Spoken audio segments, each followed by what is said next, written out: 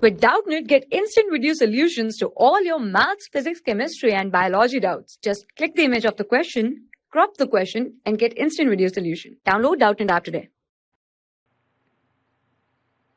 Hello everyone. A solid sphere is in pure rolling motion on an inclined surface having inclination theta. So the question is asking us to find out that which of these statements is true regarding the situation given in the question. The first statement says that frictional force acting on the sphere is F is equals to mu mg cos theta.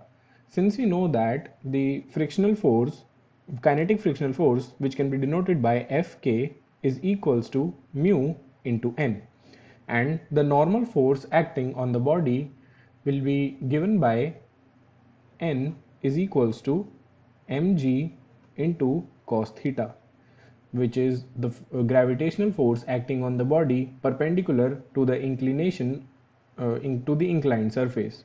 Therefore, this implies that the kinetic frictional force will be given by mu into m into g cos theta. But since it is given in the question that it is pure rolling motion, therefore no sliding occurs, hence the frictional force which will be in this direction, which can be denoted by F, is less than Fk, as there is no sliding. Therefore statement A is wrong. In statement B, it says that the force F, the frictional force, is dissipative. This statement is also wrong, as there is no work being done by the frictional force.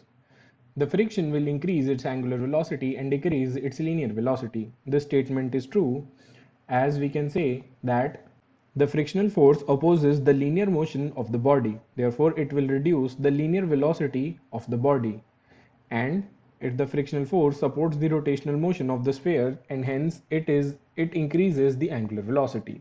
So statement C is true, and statement D is also incorrect. Thank you. For class 6 to 12, IIT JEE and NEET level. Trusted by more than 5 crore students. Download Doubtnut app today.